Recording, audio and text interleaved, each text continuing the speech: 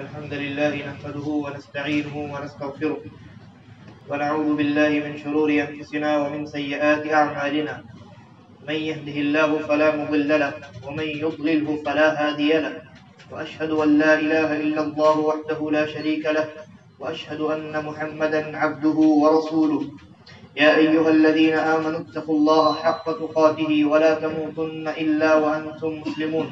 يا أيها الناس اتقوا ربكم الذي خلقكم من نفس واحدة وخلق منها زوجها وبث منهما رجالا كثيرا ونساء، واتقوا الله الذي تساءلون به والأرحام إن الله كان عليكم رقيبا.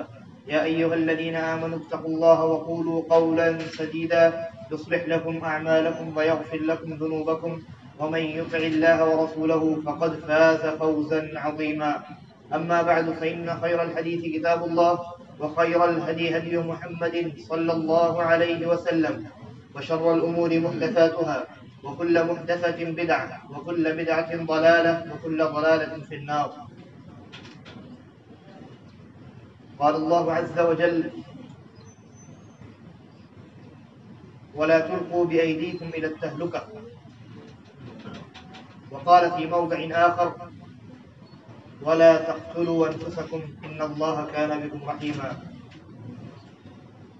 ہر قسم کی حمد و ثنا، تعریف و توصیف، کبریائی اور بڑائی اللہ رب العالمین کے لیے لائق اور سزاوار ہے۔ درود و سلام نازل ہو نبی مکرم جناب محمد رسول اللہ صلی اللہ علیہ وسلم۔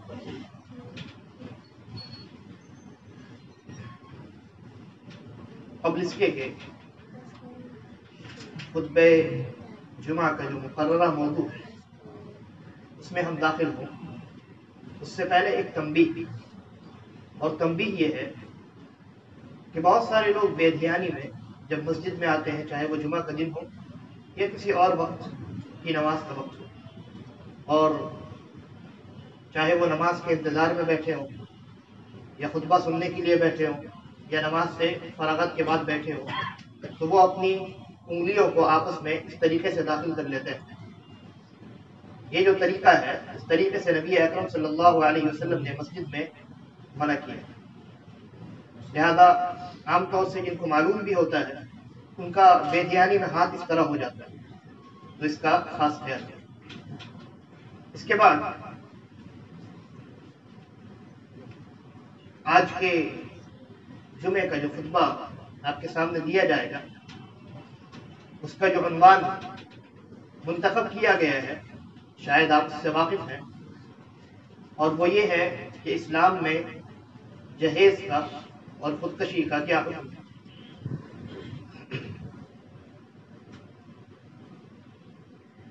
جہیز کا تعلق کس چیز سے؟ نکاح سے، شادی بیاہ سے۔ اور شریعت کی روشنی میں اگر آپ نکاح کو دیکھیں گے تو اتنا آسان ہے کہ اگر وہ آسان والا طریقہ نکاح کا مسلم معاشرے میں اختیار کر لیا جائے تو 50% بلکہ 80% برائیاں ختم ہو سکتی ہیں۔ نکاح کا جو شرعی صحیح طریقہ ہے وہ بہت ہی آسان ہے، اور وہ یہ ہے کہ لڑکے کی جانب سے لڑکی والوں کو پیغام دیا جائے، لڑکی والوں کی جانب سے لڑکے والوں کو پیغام دیا جائے، رشتہ طے ہو جائے۔ اس کے بعد سیدھا نکاح کا معاملہ ہے۔ نکاح میں لڑکی کا ولی لڑکی سے اجازت لے لے، پھر اس کے بعد مسجد میں یا کہیں اور، افضل یہ ہے کہ مسجد میں ہو، مجلس لگائی جائے اور وہاں لڑکے کو یہ کہا جائے کہ تمہاری زوجیت میں فلاں لڑکی ہے، اس کو دیا جاتا ہے اور مہر اتنا ہے، یہ گواہ موجود ہے، بلکہ پوری مجلس گواہ ہوتی ہے۔ کیا تم نے اس لڑکی کو اپنی زوجیت میں قبول کیا؟ لڑکا جواب دے گا میں نے قبول کیا، نکاح تمام۔ اب اس کے بعد کوئی چیز نہیں، صرف ایک چیز بچتی ہے جس کو ہمارا ولیمہ کہتے ہیں. نبی اکرم صلی اللہ علیہ وسلم کا فرمان موجود ہے اولم ولو بشاۃ، کہ ولیمہ کرو گرچہ ایک ہی بکری میں کیوں نہ ہو. تو نکاح کے بعد صرف ایک چیز بچتی ہے اور وہ کیا ہے؟ ولیمہ. اور ولیمہ لڑکی والے نہیں کرتے. ولیمہ کون کرتا ہے؟ لڑکے والے کرتے ہیں. لڑکے کی ذمہ داری یہ ہوتی ہے کہ وہ ایک دعوت بلائے اور لوگوں کو کچھ کھلائے. کس مناسبت سے؟ نکاح کی مناسبت سے. اس کو ولیمہ کہتے ہیں. یہ ہو گیا مکمل نکاح، سنتوں اور واجبات کے ساتھ. اس کے علاوہ نکاح میں نہ کوئی دوسری سنت ہے اور نہ کوئی دوسرا واجب ہے اور نہ اس کے علاوہ کوئی دوسری چیز. نبی اکرم صلی اللہ علیہ وسلم کے زمانے میں نکاح اتنا آسان ہوا کرتا تھا کہ صحابہ کرام نکاح کر لیا کرتے اور سید الانبیاء محمد الرسول اللہ صلی اللہ علیہ وسلم کو خبر تک نہیں ہوئی. آپ نے وہ روایت سنی ہوگی، عبد الرحمن بن عوف رضی اللہ عنہ نے نکاح کر لی. نکاح کرنے کے بعد نبی اکرم صلی اللہ علیہ وسلم کی مجلس میں حاضر ہوئے. آپ نے دیکھا کہ ان کے کپڑے پہ زعفران لگا ہوا ہے. زعفران عورتیں استعمال کرتی، اسی سے رکھ گیا ہوگا.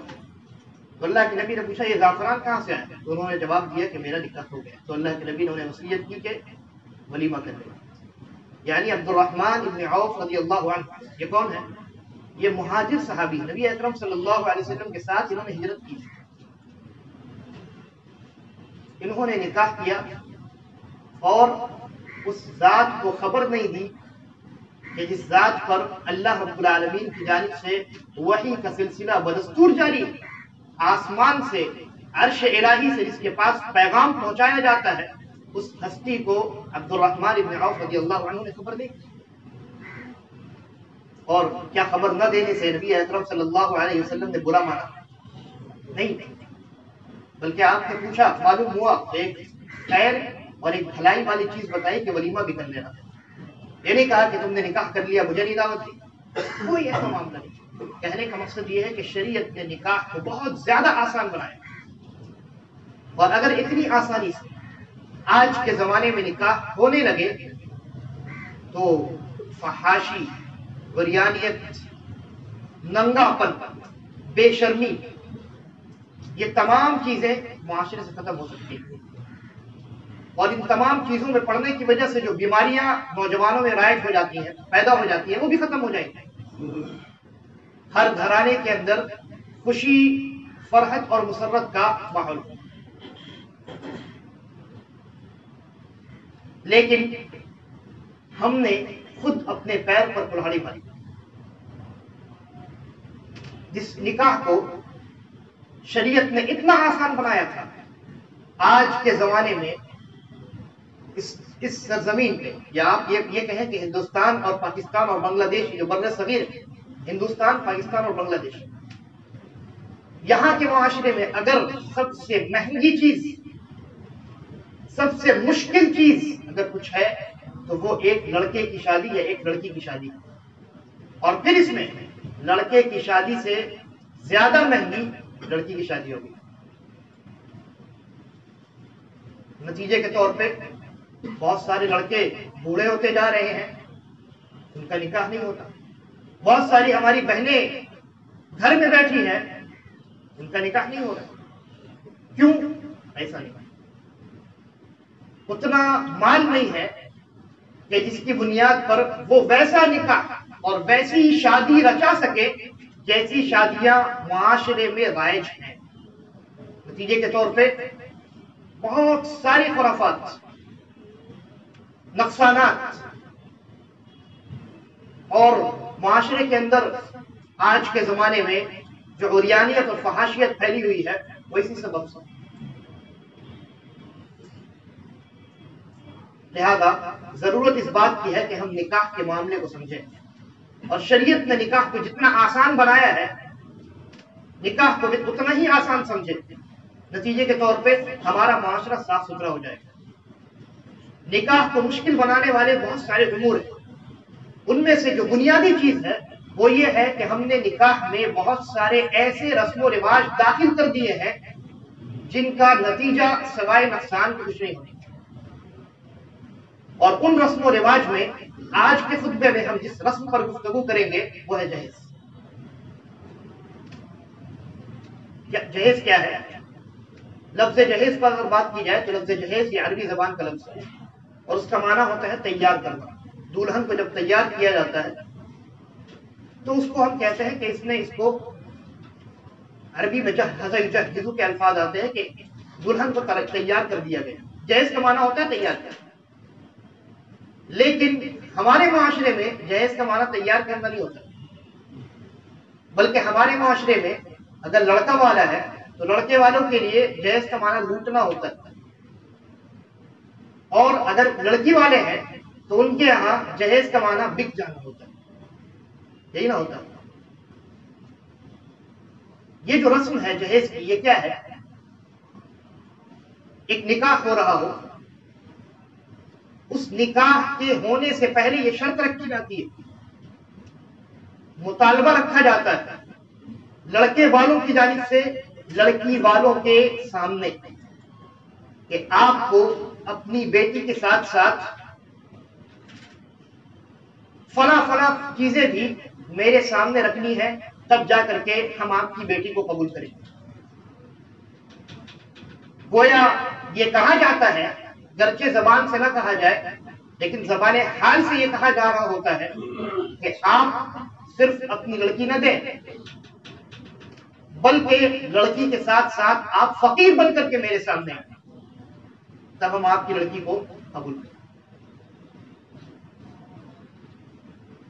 اس رسم کی وجہ سے بہت سارے خرافات معاشرے میں پیدا ہوئے۔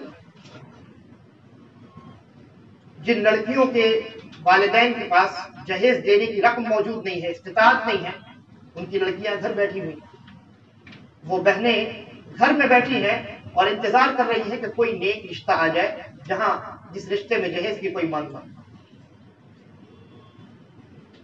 یا ایسی لڑکیاں دوسرا راستہ اختیار کرتی ہیں اور غلط راستہ اختیار کرتی ہیں اور نکاح کو چھوڑ کر کے دوسرے راستے سے اپنی خواہش کو پوری کرتی ہیں، اور بہت سارے ایسے لڑکے بھی ہوتے ہیں جو ان کی مدد کرتے ہیں، یا تیسرا راستہ اختیار کرتی ہے جس کا نمونہ ابھی آپ نے دیکھا کہ باپ کی شرمندگی کو دیکھ کر کے یا اپنے اوپر ہونے والے ظلم کو دیکھ کر کے وہ یہ سمجھتی ہے کہ اس دنیا کو چھوڑ دینا ان کے لیے بہتر ہے۔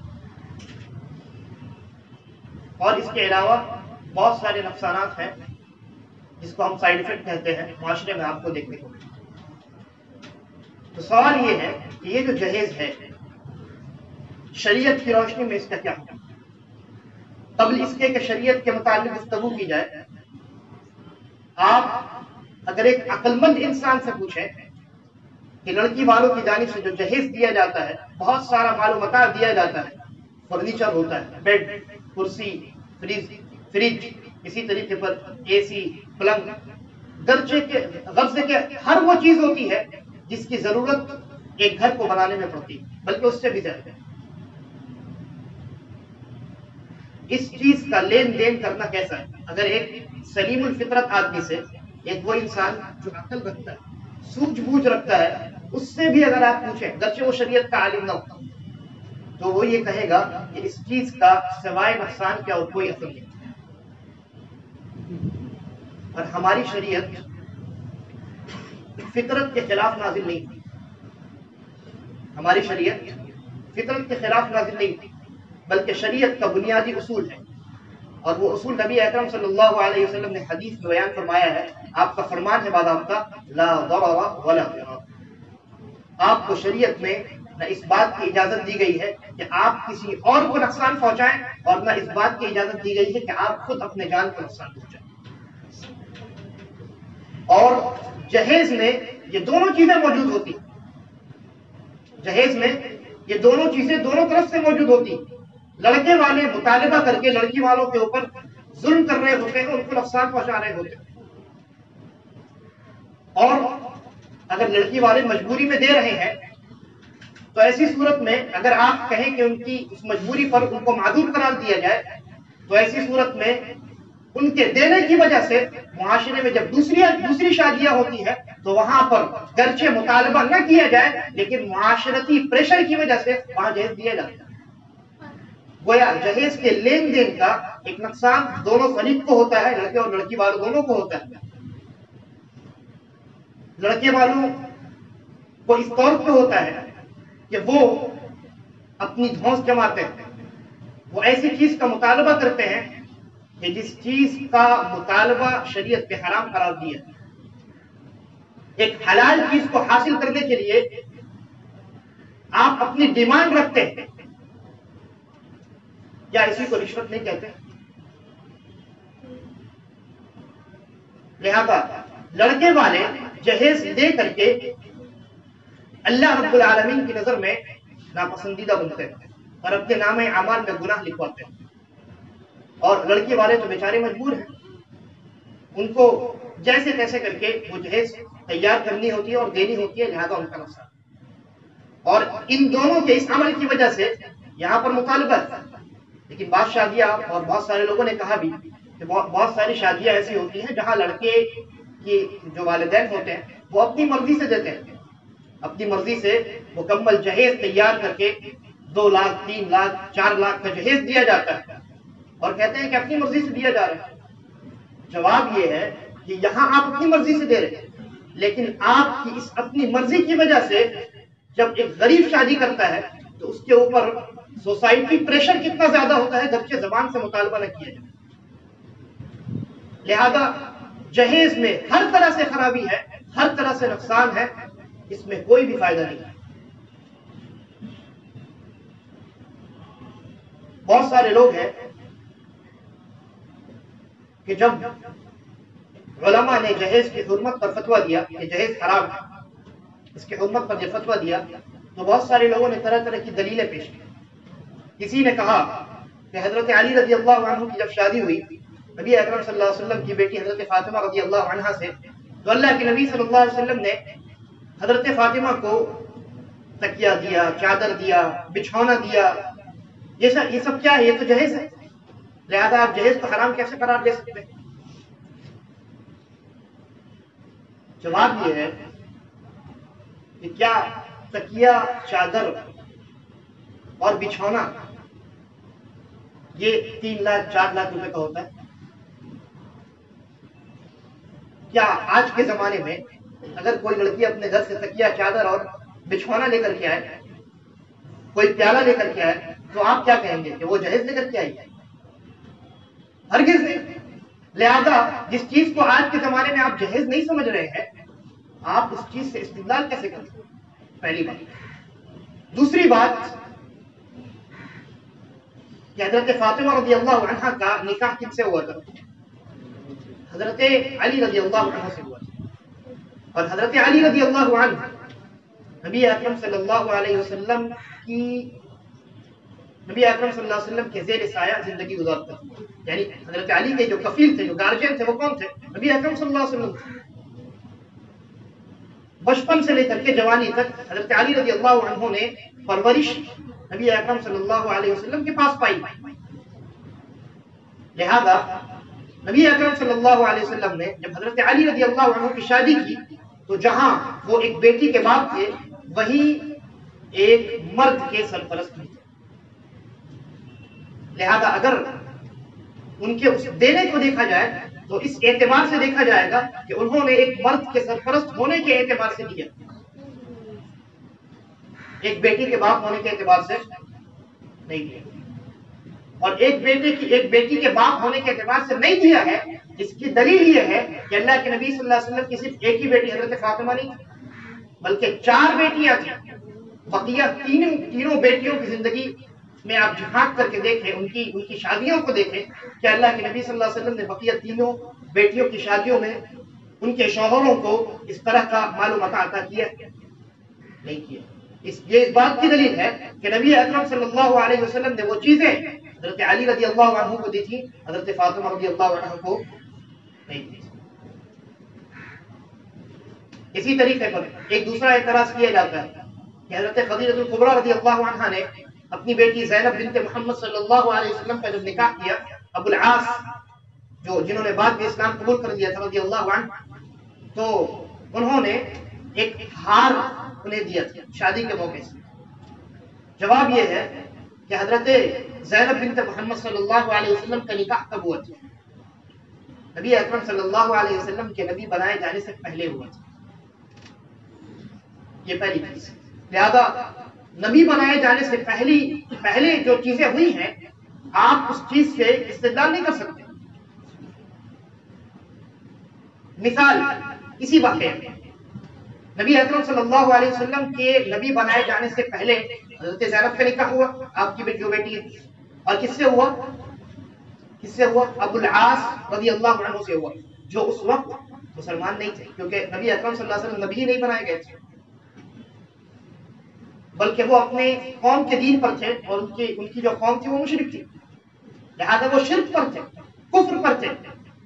لیکن اس وقت اللہ کی جانب سے کوئی ایسا پیغام نازل نہیں ہوا تھا کہ مسلمانوں کا نکاح صرف مسلمانوں سے ہو سکتا ہے، اس لیے کہ اللہ کے نبی ہی نہیں بنائے گئے۔ لہذا کیا آج کوئی انسان یہ استدلال کر سکتا ہے کہ حضرت زینب کا نکاح ابو العاص رضی اللہ عنہ سے ہوا جنہوں نے اسلام قبول نہیں کیا تھا، کافر تھے، آج کے زمانے میں ہم بھی اپنا نکاح کافروں سے کریں گے؟ نہیں۔ کیوں؟ اس لیے کہ اللہ کے نبی نہیں بنائے گئے، شریعت نازل ہی نہیں ہوئی، تو استدلال آپ شریعت سے کریں گے یا کسی اور چیز سے کریں گے؟ لہذا جس طریقے پر حضرت زینب کا نکاح حضرت ابو العاص سے ہوا، آپ وہاں یہ استدلال نہیں کر رہے ہیں کہ ایک مسلمہ کا نکاح ایک کافر سے ہو سکتا ہے، اسی طریقے پر آپ حضرت خدیجہ کے حضرت زینب کو ایک ہار دینے پر، جہیز پر استدلال کیسے کریں؟ دوسری چیز پھر وہی ہے کہ کیا ایک ہار دینا یہ جہیز ہے؟ ظاہر سی بات نہیں ہے۔ جہیز کی جو صورت آج ہمارے معاشرے میں ہے وہ یہ ہے کہ مکمل پورا انتظام کیا جاتا ہے، بلکہ انتظام یعنی جن چیزوں کی بنیادی ضرورت ہے اس سے بڑھ چڑھ کر لیا جاتا ہے اور دیا جاتا ہے۔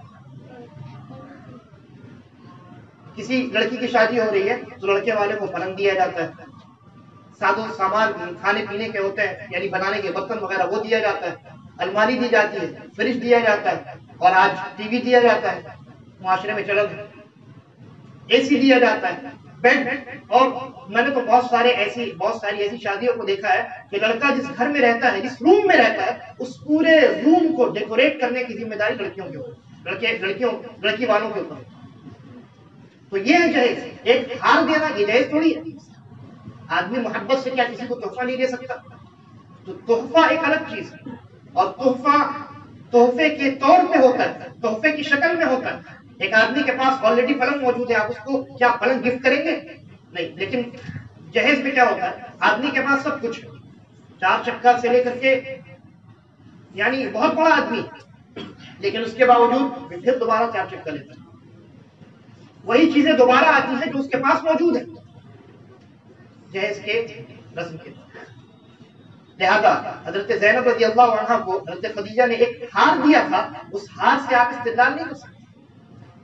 اور حضرت علی رضی اللہ عنہ کا جو واقعہ ہے، اس واقعے میں اگر غور کریں تو حضرت علی رضی اللہ عنہ کے پاس رہنے کے لیے شادی کے بعد بنیادی ساز و سامان موجود نہیں تھے۔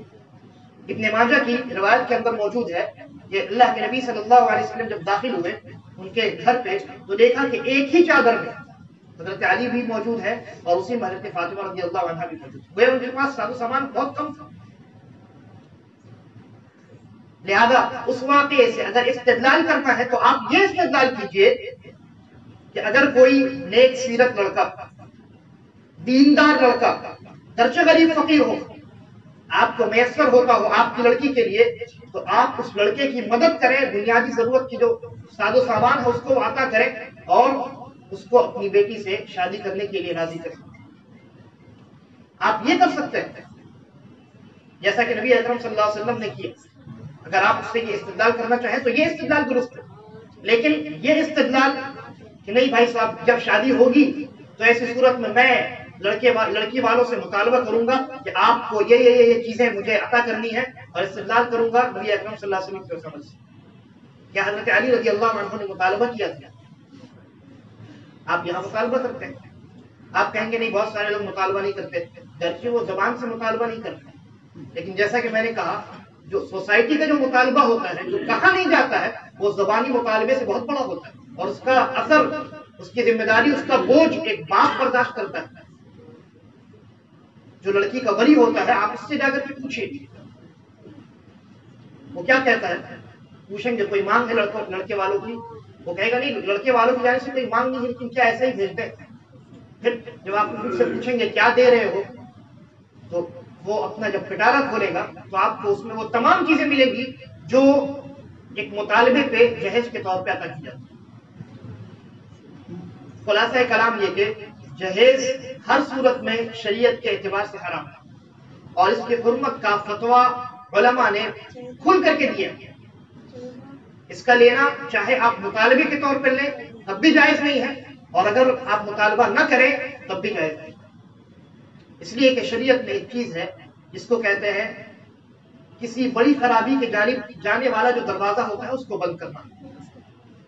گرچہ وہ دروازہ حلال ہو، اس دروازے سے گزرنا آپ کے لیے جائز ہو، لیکن چونکہ وہ دروازہ ایک بڑی خرابی کی جانب لے جاتا ہے، شریعت نے اس دروازے کو بند کرنے کا حکم دیا، اور اس کی بہت ساری مثالیں ہیں۔ لہذا جہیز کے حرام ہونے کے لیے یہ دلیل بھی ہمارے پاس ہے کہ اگر ایک آدمی معاشرے میں جہیز لیتا دیتا ہے تو اس ایک آدمی کے لینے دینے کی وجہ سے معاشرے میں یہ جو وبا ہے، یہ بلا ہے، یہ مصیبت ہے، یہ پھیل جاتی ہے، اور آج اس کی مثال آپ کے سامنے موجود ہے۔ معاشرہ بھرا پڑا ہے اس بیماری سے۔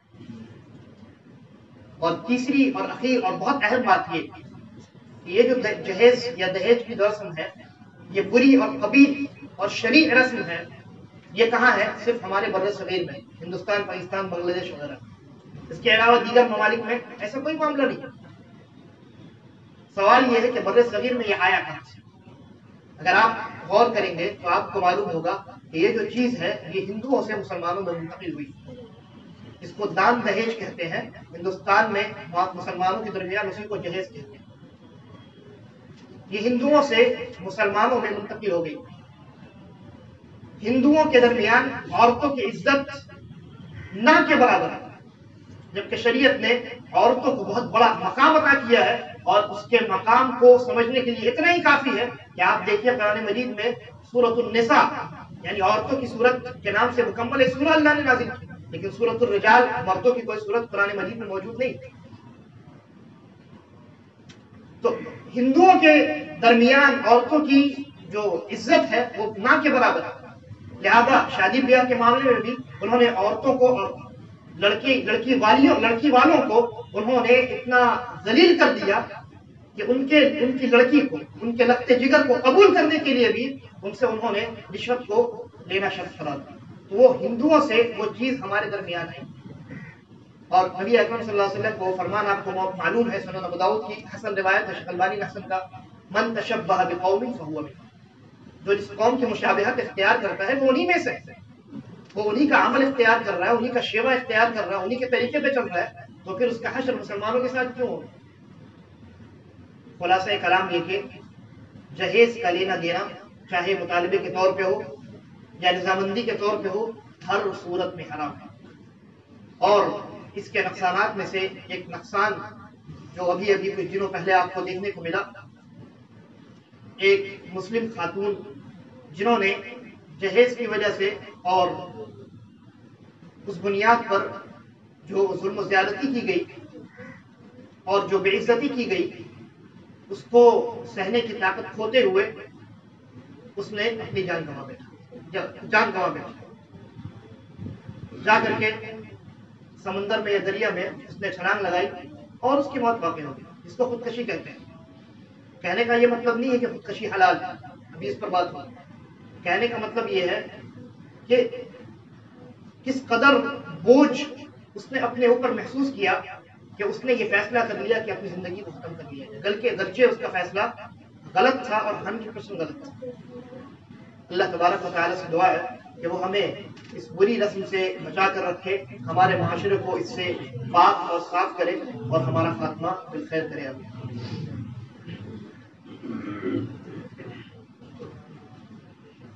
الحمد للہ رب العالمین والصلاة والسلام علی رسولہ کریم، اما بعد۔ جو مثال ابھی آپ نے دیکھی، جو خبریں آپ تک پہنچی کہ ایک خاتون نے کود کر کے اپنی جان لے لی، اور وہ اس وجہ سے تھا کہ ان کے اوپر پریشر بنایا جا رہا تھا، ظلم اور زیادتی کا شکار ان کو بنایا جا رہا تھا جہیز کی بنیاد پر۔ لیکن جہاں آپ نے یہ سمجھ لیا کہ جہیز ایک لعنت ہے اور شریعت کی روشنی میں حرام ہے بلکہ کبیرہ گناہوں میں سے، وہیں آپ کو یہ بھی سمجھنا ہوگا کہ اس خاتون کا یہ قدم کسی بھی طور پر درست نہیں، اس لیے کہ اس نے جس راستے کو اختیار کیا وہ راستہ اس راستے سے یا اس راستے کی خطرناکی سے بڑا خطرہ والا راستہ ہے۔ شریعت نے ایک مسلمان کو جان دینا بہت دور کی بات ہے، جان دینا بہت دور کی بات ہے، خود اپنی موت کی تمنا کرنے تک سے منع کیا۔ صحیح بخاری کی روایت، ابو ہریرہ رضی اللہ عنہ بیان فرماتے ہیں اللہ کے نبی صلی اللہ علیہ وسلم نے ارشاد فرمایا کہ تم میں سے کوئی بھی انسان موت کی تمنا نہ کرے، موت کی تمنا ہرگز نہ کرے، اس لیے کہ ممکن ہے کہ اگر وہ انسان نیک ہو تو جو زندگی اس کو ملے گی اس زندگی میں وہ اور زیادہ نیک ہو جائے، یا اگر وہ انسان برا ہو تو جو زندگی اس کو ملے گی وہ زندگی میں ممکن ہے توبہ کر دے، لیکن اگر مر گیا تو نہ اور زیادہ نیکی حاصل ہوگی، اور اگر برے حال میں مرا ہے تو نہ ہی توبے کی توفیق ملے گی۔ اور اگر بفرض محال کوئی انسان اس قدر پریشان ہے کہ اس کو ایسا لگتا ہے کہ میری زندگی میں اب کوئی خیر اور بھلائی موجود نہیں، تو ایسی صورت میں بھی نبی اکرم صلی اللہ علیہ وسلم نے ہمیں ایک طریقہ بتایا ہے، اور وہ طریقہ اللہ رب العالمین کی جانب رجوع کرنے کا طریقہ ہے۔ حضرت انس رضی اللہ عنہ بیان کرتے ہیں کہ نبی اکرم صلی اللہ علیہ وسلم نے ارشاد فرمایا کہ تم میں سے اگر کسی انسان کو بہت زیادہ مصیبت لاحق ہو تب بھی وہ موت کی تمنا نہ کرے، اگر اسے کچھ کہنا ہی ہو تو وہ اللہ رب العالمین سے ان الفاظ میں دعا کرے کہ اللہم احینی ما کانت الحیات خیرا لی وتوفنی اذا کانت الوفات خیرا لی، کہ اے اللہ مجھے اس وقت تک زندہ رکھ کہ جب تک زندہ رہنا میرے لیے خیر اور بھلائی کا باعث ہے، اور مجھے اس وقت موت دے جب موت کا آنا میرے لیے خیر اور بھلائی کا باعث ہے۔ اگر موت کی تمنا کرنی ہے تو ان الفاظ میں آپ اللہ رب العالمین سے موت اور حیات ان دونوں صورتوں میں خیر کا سوال کیجیے، اس لیے کہ ہم اور آپ نہیں جانتے کہ ہماری موت میں بھلائی ہے یا ہماری زندگی میں بھلائی ہے، اور موت کا اور زندگی کا مالک اللہ رب العالمین نے انسان کو نہیں بنایا بلکہ وہ خود اس کا مالک ہے۔ اور اس سے پہلے کے خطبے میں آپ نے بارہا یہ حدیث سنی ہے کہ وہ لوگ جو اپنی موت خود یعنی اپنی جان لینے کی خود کوشش کرتے ہیں، کوئی چھری سے اپنی جان لے لیتا ہے، کوئی کہیں سے کود جاتا ہے، حدیثوں کے اندر بہت سخت وعیدیں اس کے لیے بیان کی گئی۔ اللہ کے نبی صلی اللہ علیہ وسلم نے ارشاد فرمایا کہ جو کسی پہاڑی سے کود جائے یا کسی چھری سے اپنے آپ کو کاٹ لے تو ایسی صورت میں قیامت کے دن جہنم میں اس کو ویسا ہی عذاب دیا جائے، اور اللہ کے نبی نے کہا کہ وہ جہنم میں ہمیشہ کے لیے رہے گا۔ یہاں ہمیشہ رہنے سے دو چیزیں مراد ہو سکتی، ایک تو یہ کہ اگر اس نے اپنے جان لینے کو حلال تصور کر لیا ہے جس کو اللہ نے حرام قرار دیا ہے، لہٰذا جس چیز کو اللہ حرام قرار دے اس کو اگر کوئی انسان اپنی جانب سے کہے کہ نہیں حلال، تو ایسی صورت میں وہ کافر ہو جاتا ہے۔ جیسے مثال کے طور پہ شراب پینا کیا ہے؟ حرام ہے، کوئی انسان کہے کہ نہیں میرے لیے شراب پینا حلال ہے تو کافر ہو گیا وہ انسان۔ اسی طریقے پر اللہ نے اپنی جان لینے کو حرام قرار دیا، کوئی انسان اگر حلال جان کر کے اپنی جان لیتا ہو تو ایسی صورت میں وہ ہمیشہ کے لیے جہنم میں رہے گا۔ کیوں؟ اس لیے کہ وہ کافر ہو گیا، اس لیے نہیں کہ اس نے اپنی جان لی ہے، اس لیے کہ وہ کافر ہو گیا۔ یا اس کا دوسرا معنی علماء نے یہ بیان کیا کہ ہمیشہ جہنم میں رہنے کا یہ مطلب ہے کہ جہنم میں بہت طویل مدت تک وہ رہے گا، اور اس طویل مدت تک کو اللہ رب العالمین نے یا اللہ کے نبی صلی اللہ علیہ وسلم نے ہمیشہ سے تعبیر کی۔ اور ایک بہت نکتے کی بات بتا کر کے میں اپنی بات کو ختم کرتا ہوں۔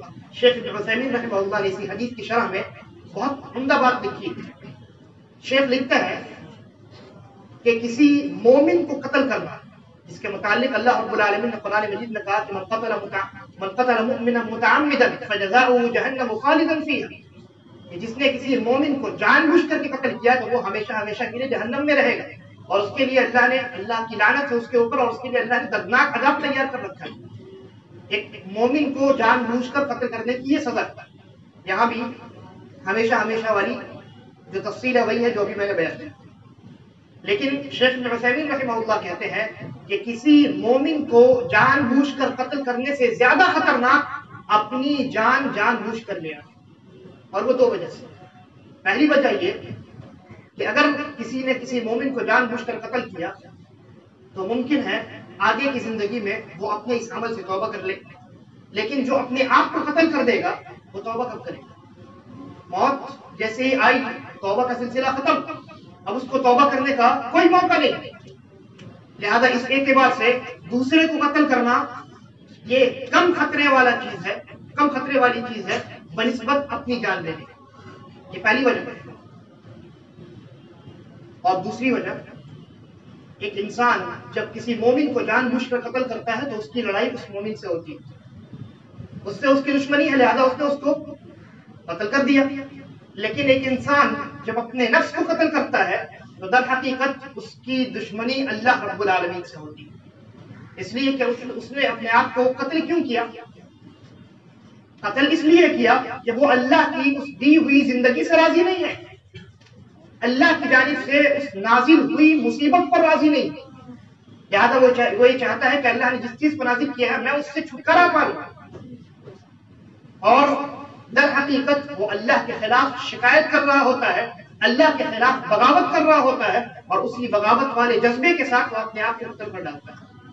لہذا آپ کسی اور کو قتل کریں گے تو دشمنی اس انسان کے ساتھ ہوگی، لیکن اگر آپ اپنے آپ کو قتل کریں گے تو دشمنی اللہ رب العالمین کے ساتھ ہوگی۔ لہذا انسانی جان کی بہت زیادہ اہمیت ہے، چاہے وہ کسی اور کی جان ہو یا خود ہماری اور آپ کی جان، اور ان دونوں چیزوں کو اللہ رب العالمین نے حرام قرار دیا ہے، بلکہ یہ بہت بڑا گناہ جس کا جو عذاب ہوگا وہ یہ ہوگا کہ ایک انسان اگر اس نے اپنے آپ کو حلال جانتے ہوئے نہیں قتل کیا، اس کو معلوم ہے کہ اپنے آپ کو قتل کرنا حرام ہے، لیکن پھر بھی اس نے قتل کیا ہے، تب بھی اس کا جو عذاب ہے وہ یہ ہوگا کہ اللہ تبارک و تعالی جہنم میں اس کو بہت لمبی مدت تک رکھے گا، جبکہ جہنم کی ایک چنگاری بھی اگر دنیا میں آ جائے تو دنیا ختم ہو جائے۔ کیا ایک انسان اس بات کی استطاعت رکھتا ہے کہ وہ بہت لمبی مدت تک جہنم کی آگ میں جل سکے؟ ہرگز نہیں۔ لہذا اس حقیقت کو سمجھنے کی ضرورت ہے، اور یہ جاننے کی ضرورت ہے کہ موت و حیات کا مالک اللہ تبارک و تعالی ہے، اور یہ بھی جاننے کی ضرورت ہے کہ زندگی میں جتنی مصیبتیں پریشانیاں آتی ہیں وہ اللہ کی جانب سے آتی ہیں، اور اگر آپ مومن ہیں تو وہ مصیبتیں وہ پریشانیاں ہر اعتبار سے آپ کے لیے خیر اور بھلائی ہیں، یا تو آپ کے گناہوں کا کفارہ ہے، یا آپ کے درجات کی بلندی کا باعث ہے، ہر اعتبار سے آپ کے لیے خیر اور بھلائی ہے۔ لہذا اس مصیبت میں انسان کو راضی رہنا ہے اور صبر کا مظاہرہ کرنا ہے، یہ نہیں کہ ذرا سی مصیبت آئی، ذرا سی دنیا تنگ معلوم ہونے لگی، کوئی راستہ نہیں دکھائی دینے لگا تو جا کر کے کود گئے، یہ حل نہیں، بلکہ یہ اس مصیبت سے ایک بڑی مصیبت میں منتقل ہو جاتا ہے۔ اس لیے کہ ظاہر سی بات ہے دنیا کا عذاب چاہے جتنا بڑا ہو، کیا وہ آخرت کے عذاب سے بڑا ہو سکتا ہے؟ ہرگز نہیں۔ لہذا وہ انسان جو اپنے آپ کو قتل کرتا ہے وہ آخرت میں بہت بڑے عذاب سے دوچار کیا جانے والا ہے۔ لہذا یہ سوچنا کہ دنیا کی مصیبت سے چھٹکارا حاصل کرنا ہے تو خودکشی کر لیا جائے، یہ در حقیقت بے وقوفی ہے، شریعت سے اور اللہ رب العالمین کے قوانین سے نا واقفی کا نتیجہ ہے۔ اللہ تبارک و تعالی سے دعا ہے کہ وہ ہمیں اپنے ایمان میں مضبوطی پیدا کرنے کی توفیق عطا فرمائے، اللہ رب العالمین پر اپنے بھروسے میں مضبوطی پیدا کرنے کی توفیق عطا فرمائے، اور مصیبتوں پر، پریشانیوں اور مشکلات پر صبر کرنے کی توفیق عطا فرمائے، بلکہ اللہ رب العالمین سے راضی رہنے کی توفیق عطا فرمائے، اور ہم تمام کا خاتمہ ایمان اور اسلام پر کرے۔ هذا والله اعلم وصلی اللہ علی نبینا وسلم۔